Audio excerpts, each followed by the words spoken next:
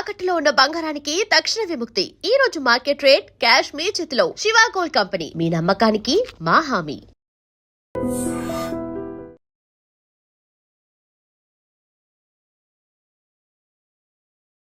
నమస్తే, welcome to I dream. నా పేరు వలి.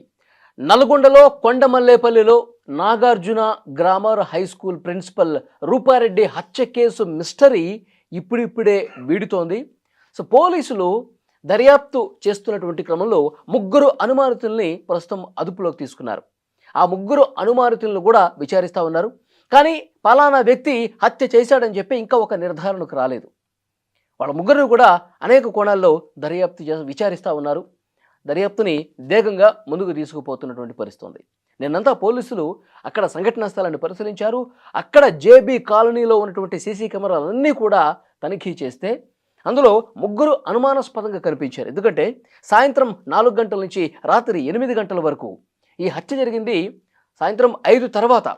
కాబట్టి 4 నుంచి 8 ఈ 4 గంటల పాటు అక్కడ అనుమానాస్పదంగా ఎవరెవరు తిరుగుతున్నారు, జేబీ కాలనీలో ఎవరు కొత్త వ్యక్తులు కనిపించారు, జేబీ కాలనీలో ఆ ఇంటి వైపుగా వచ్చినటువంటి వాళ్ళు ఎవరు, ఇవన్నీ కూడా క్షుణ్ణంగా పరిశీలిస్తే, ఎందుకంటే 1-2 సార్లు అట్లా నామమాత్రంగా చూస్తే కనిపించలా, కానీ చాలా పర్టికులర్గా ప్రతి సీసీ కెమెరాను పరిశీలించి చూస్తే ముగ్గురు వ్యక్తులు ఆ 4 గంటల సమయంలో కనిపించినట్టుగా పోలీసులు ఇన్ఫర్మేషన్లో కనిపిస్తోంది.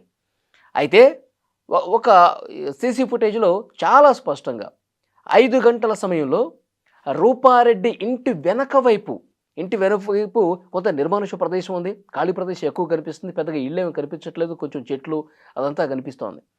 అక్కడ కొంచెం ఆ ఇంటికి దూరంగా రెడ్ కలర్ షర్టు వేసుకొని ఒక వ్యక్తి నడుచుకుంటూ వెళ్తున్నటువంటి దృశ్యం కనిపించింది.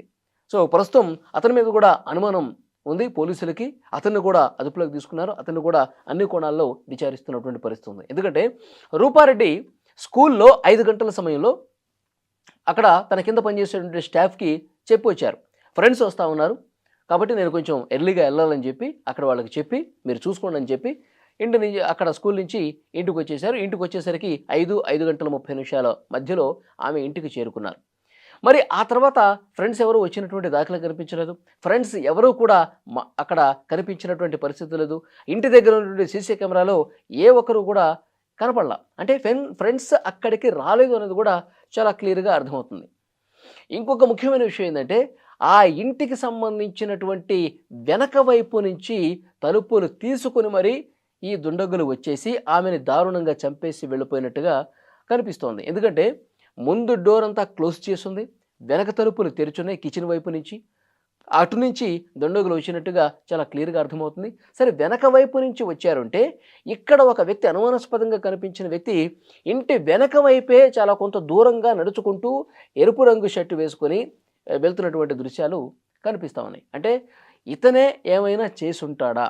ఎందుకంటే వెనకాల తలుపులు తెరిచున్నాయి, అతను వెనక నుంచి నడుచుకుంటూ వెళ్తున్నాడు, అది కూడా సాయంత్రం 5 గంటల సమయం. కాబట్టి పోలీసులు అతని మీద అనుమానం పెంచుకోవటానికి అదొక బలమైనటువంటి రీజన్. ఇట్లా ఒక ముగ్గురు వ్యక్తుల్ని తీసుకెళ్లారు. కానీ రూపారెడ్డి హస్బెండ్ రాజేందర్ రెడ్డి మాత్రం ఇంకా పలానా వ్యక్తుల మీద నాకు డౌట్ ఉంది, అతనే చేస్తుంటాడని చెప్పి ఖచ్చితంగా చెప్పలేనటువంటి పరిస్థితి ఉంది. మరోవైపు రూపారెడ్డి స్కూల్లో ఉన్నటువంటి స్టాఫ్ కావచ్చు, అక్కడ ఉన్నటువంటి పిల్లలు కావచ్చు, ఆ స్కూల్కి వచ్చిపోయేటువంటి ఈ పేరెంట్స్ కావచ్చు, ప్రతి ఒక్కరు కూడా రూపారెడ్డి గారు చాలా మంచి వ్యక్తి, ఎవరిని కూడా పల్లెత్తి మాట అననటువంటి వ్యక్తి, రూపారెడ్డి చాలా సౌమ్యంగా చాలా కూల్గా ప్రశాంతంగా ఉండే మనిషి. మరి అలాంటి రూపారెడ్డి గారి మీద ఇంత దారుణంగా చేశారంటే మేము ఇంకా నమ్మలేకపోతున్నాం, మేము ఇంకా షాక్లో ఉన్నాం. పోలీసులే ఏదో ఒకటి తేల్చాలి, ఎవరైతే దుర్మార్గులు చేశారో వాళ్ళని కఠినంగా శిక్షించాలని చెప్పి స్కూల్ దగ్గర ఉన్న వాళ్ళు చెప్తా ఉన్నారు. అసలు యాక్చువల్గా రాజేందర్ రెడ్డి తన భార్యని ఒంటరిగా కొండమల్లేపల్లికి పంపించడమే, హైదరాబాద్ నుంచి కొండమల్లేపల్లికి పంపించడమే ఇది జరగటానికి కారణమైంది. ఎందుకంటే కాపు కాసుకొని కూర్చుని ఉంటారు, అది నిజంగా దోపిడీ దొంగలా లేకపోతే ఎవరైనా కక్షతో చేశారన్నది పోలీసులు తెలుస్తారు. కానీ ఒంటరిగా ఉన్నప్పుడు అటాక్ చేద్దామని చెప్పి ప్లాన్ చేసుకున్నట్టుగా క్లియర్గా కనిపిస్తోంది. అదే రాజేందర్ రెడ్డి కూడా ఆ రోజు ఇద్దరు భార్యాభర్తలు ఇద్దరు కూడా కలిసి వచ్చేసి ఉంటే ఇది జరుగుండేది కాదు.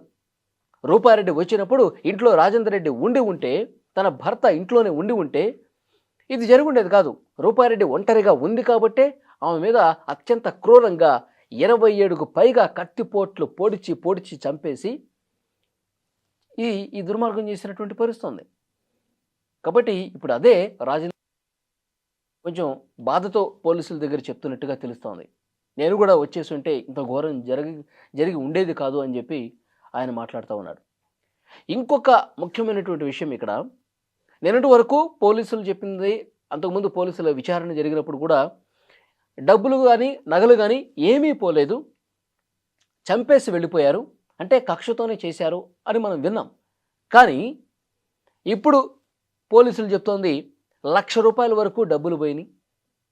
ఆమె ఫోన్ పోయిందనేది తెలుసు ముందే, కానీ ఫోన్తో పాటు ₹1,00,000 కూడా డబ్బులు మిస్ అయ్యాయని చెప్పి ఇప్పుడు ఫ్యామిలీ చెప్తోందంట. రాజేందర్ రెడ్డి చెప్తా ఉన్నాడు ₹1,00,000 కనపట్లేదని. అంటే ₹1,00,000 తీసేసుకుని ఆ ఫోన్ కూడా తీసేసుకుని ఆమెను దారుణంగా చంపేసి వెళ్ళిపోయారు. అంటే డబ్బులు ఫోన్ తీసుకున్నారంటే ఇది నిజంగా కేవలం దోపిడీ కోసమే వచ్చారా? ఏదోటి డబ్బులు బాగా దొరుకుతాయి, అవన్నీ తీసుకొని వెళ్ళిపోదాం, అడ్డొస్తే ఎవరో ఒకళ్ళని చంపేసి వెళ్ళిపోదాం, ఒకళ్ళే ఉంటే మనం ఈజీగా పని అయ్యిద్ది అన్న ఉద్దేశంతో దోచుకోవటం కోసమే వచ్చారా? ఏమాత్రం పగలు, ప్రతీకారాలు, కక్షలు ఇలాంటివి ఏమీ లేకుండా అసలు ఈ ఫ్యామిలీతో ఎలాంటి సంబంధం లేని దోపిడీ దొంగలే వచ్చి ఆమెను చంపేసి ఈ విధంగా ₹1,00,000 నగదును ఫోను తీసుకెళ్లారా? సో ఇది పోలీసులు ఇన్వెస్టిగేట్ చేస్తున్నటువంటి పరిస్థితి. భర్త రాజేందర్ రెడ్డి రియల్ ఎస్టేట్ వ్యాపారి అయినప్పటికీ కూడా చంపుకునేంత గొడవలు, అలాంటి మనస్పర్ధలు మనసులో పెట్టుకుని ఇంత దారుణంగా చేసేటువంటి సిచ్యువేషన్ లేదు. అలాంటి గొడవలు అంటే నన్ను అటాక్ చేస్తారు, నా మీద దాడి చేస్తారు, నన్ను కాపుగా చంపుతారు, అంతేగాని ఇంట్లో ఉన్నటువంటి ఒంటరిగా ఉన్నటువంటి రూపారెడ్డి మీదకి ఎందుకు వస్తారు? ఇది ఖచ్చితంగా దోపిడీ పనే అయి ఉంటుందని చెప్పి భర్త రాజేందర్ రెడ్డి ఇప్పుడు చెప్తున్నటువంటి సిచ్యువేషన్ ఉంది. సో ఏదైనప్పటికీ అనుమానాలు చాలా బలంగా ఉన్నాయి. సీసీ కెమెరాల్లో కనిపించింది, అక్కడ ఇంటి వెనకాల అనుమానాస్పదంగా కొంతమంది వ్యక్తులు తిరిగారు, ఆ టైంలో వాళ్ళని విచారిస్తూ ఉన్నారు. ఇక్కడ డబ్బులు ఫోను పోయింది కాబట్టి దోపిడీ దొంగల పని అని చెప్తున్నారు. ఇంతవరకు కూడా పాత కక్షలతో చేసినట్టుగా ఎక్కడ కూడా నిర్ధారణ కాల. సో ఇవన్నీ అంచనా వేసుకొని నిజంగా కేవలం దొంగతనం కోసమే వచ్చి దాడి చేసి చంపారన్నది ప్రాథమికంగా కనిపిస్తున్నటువంటి అంశం. మరి పోలీసులు అతి కొద్ది గంటల్లోనే ఇంకా పూర్తిగా కేసుకు సంబంధించినటువంటి డీటెయిల్స్ బయటికి వెల్లడించే అవకాశం కనిపిస్తోంది. ఈ చిక్కుముడి అంతా, ఈ మిస్టరీ మొత్తం కూడా మరికొన్ని గంటల్లోనే తేలుస్తామని చెప్పి చాలా ధీమాగా పోలీసులు చెప్తున్నటువంటి సిచ్యువేషన్ ఉంది.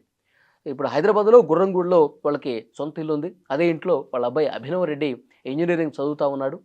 కాబట్టి ఇక్కడ హైదరాబాద్లోనే అంత్యక్రియలు చేసేందుకు ఆలోచన చేస్తున్నట్టుగా తెలుస్తుంది. ఎందుకంటే విదేశాల నుంచి రూపారెడ్డి సిస్టర్ రావాల్సినటువంటి పరిస్థితి.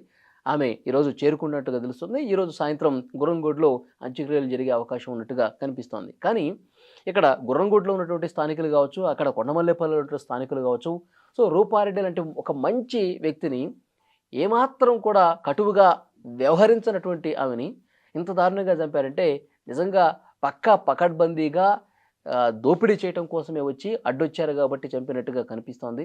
ఇంకా వేరే కారణం ఏమీ లేదని కూడా కొంతమంది స్థానికులు కూడా చెప్తున్నారు. సో ఏదేమైనా ఆధారాలు ముఖ్యం. సో వాటన్నిటిని కూడా పరిశీలిస్తున్నారు. అలాగే పోయిన ఫోన్కి సంబంధించి, పోయిన ఫోన్లో కొంత ఇన్ఫర్మేషన్ ఉంటుంది. అందులో ఎవరు కాల్ చేశారు, ఏం మాట్లాడారు, ఏం చాటింగ్ జరిగింది, ఆ నెంబర్ ఆధారంగా, ఫోన్ పోయినా కానీ నెంబర్ ఆధారంగా పోలీసులు ఆ చాట్కు సంబంధించినటువంటి విషయాలు కూడా, కాల్ రికార్డింగ్కి సంబంధించిన విషయాలు కూడా వెల్లడించే అవకాశం ఉంది. దాని త్రూ కూడా ఇన్వెస్టిగేషన్ చేస్తారు. సో నాకు తెలిసి కొన్ని గంటల్లోనే మొత్తం ఈ కేసుకు సంబంధించిన డీటెయిల్స్ అన్నీ కూడా బయటకు వచ్చే అవకాశం కనిపిస్తోంది. ఈ వీడియో మీద మీ అభిప్రాయాన్ని కూడా తప్పకుండా కామెంట్ చేయండి.